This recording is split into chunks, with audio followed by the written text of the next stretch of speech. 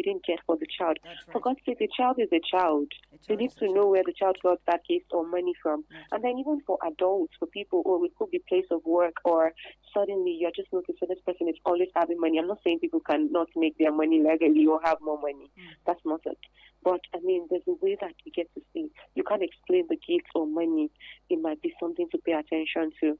Then secretive online activities. This also happens a lot. I'd give example. I work more with children, right? And so I'm giving example with children as well as giving for adults. If you notice that, there's probably that teenager who, before now, the child used to allow you to touch his or her phone. But all of a sudden, you want to touch the phone. There's even a password, or the child is standing with you at that point. Just see what you want to do and give me back my phone. Or even an adult too. They don't want to. I'm not saying we should invade people's privacy, but sometimes these are like this, especially for children and teenagers. You need to know what is going on, know, with their phone. And then the last one I would like to talk about is unusual or excessive attention from that person. That's the abuser, which I mentioned earlier. Just giving that person so much attention in the midst of others. I'll give an example. In a classroom, you notice that the teacher is paying so much attention in one learner or student, then we need to find out what is it, or trying to show that, this child is different. Or it could be also in university, this lecturer trying to show difference amongst that one adult in class. Yes. So those are like some of the indicators. We have, the things you're saying sound so familiar. Like, these are things we see around our communities. At the stage where we are, or the state where we are, is there a way out? Like, is there anything we can do about it to actually reduce this issue of grooming in our communities? Yes, so we can prevent grooming, and there are certain preventive strategies that I would like to talk about. First off is about educating individuals about grooming tactics, which I feel this is what this radio show is doing at the moment. It's possible that someone has never heard about grooming. Maybe it's happening to them, but they don't even know that this is what it's called. And they're not able to tell the sign. We need to educate individuals about grooming tactics, like do proper sensitization awareness for people. Because if you don't know something, it's easy for you to fall into the trap. But if you know, you're able to recognize it and say, this is a problem, or this is a potential problem that I need to deal with. So it starts with first educating, creating that awareness. Also, we need to encourage open communication. This is very essential. I mean, there are times that people are trying to speak to us about something and we don't pay attention. Again, I'll give an example to children. This child is coming to you as a parent and trying to tell you, again, this uncle, you're like, keep quiet, Joe. I mean, I don't want to hear that. Or an adult is trying to, give you to that, this person. I watched some content on social media where they're like, adults who are with maybe an abuser or someone who is going with them, and they're trying to get the attention of people around them by maybe touching them, and that person comes off like, why do you touch me? Why? That person might be trying to send a message. We should encourage people to have open communication so that when they need help, they'll be able to say, these are the issues, these are the things that I'm going through. Another thing is monitoring online activities for both, children and adults, or people who are vulnerable or at risk of grooming. We need to know, what is happening with them. Again, back to children, because I understand that for adults, once you're over 18, someone might not have access to your phone, but particularly for children and teenagers, parents need to know. Teenagers and children are doing a lot with their phone these days, and it baffles me that parents don't monitor these activities. Another thing is building self-esteem and confidence for children and even older people or people who are vulnerable to. So, an example, someone with disability, it's possible that this person has lost his or her self-esteem and confidence. So it's easy for the person to be at risk of grooming. For a child too, it's like the same thing.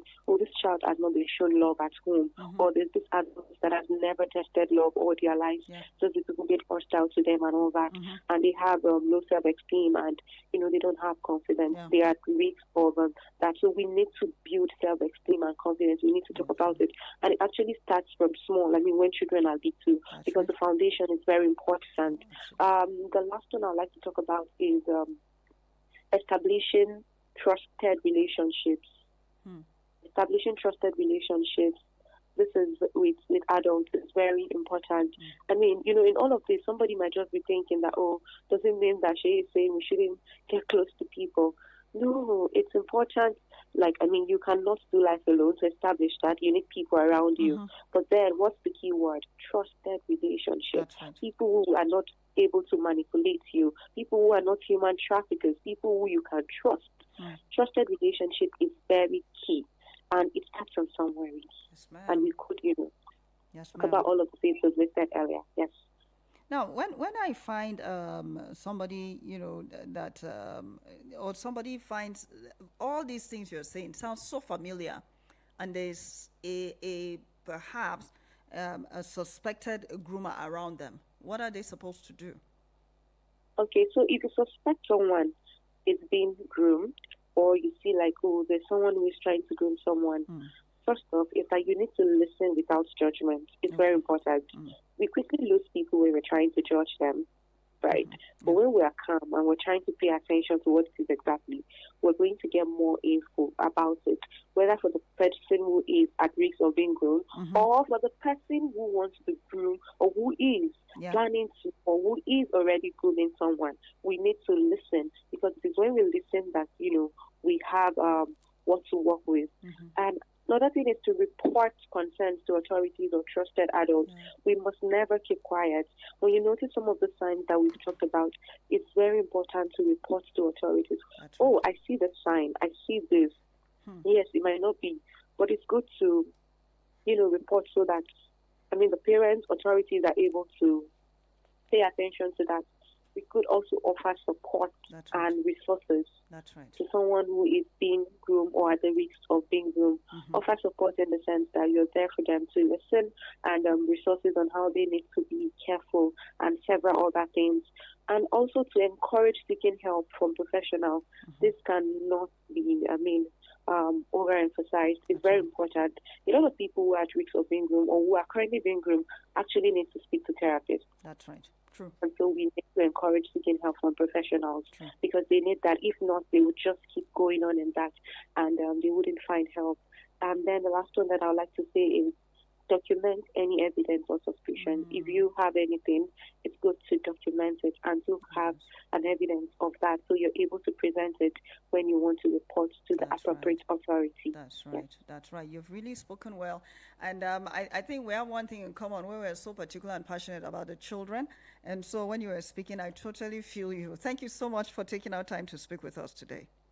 Thank you so much. All right, I really appreciate. So we've been talking with Ms. Sheyi. Sheyi, she says she prefers to be called Sheyi, simple. So thank you so much, Sheyi, for bringing all this information. If you're suspecting somebody is trying to groom your child, and you just got more understanding, or you just want to be sure again, we have a MICAT helpline, and the MICAT helpline is 091 3359 1611. I'm going to take that again.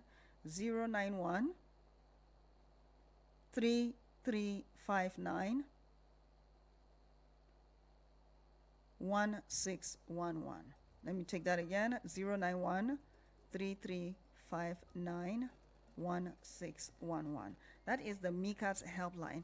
And also, NAPTIP has its helplines that you can call, okay? If you can't call MICAT, please, you can call, the short code is 627, just 627, and you can reach NAPTIP. And also, we have another number that you can call,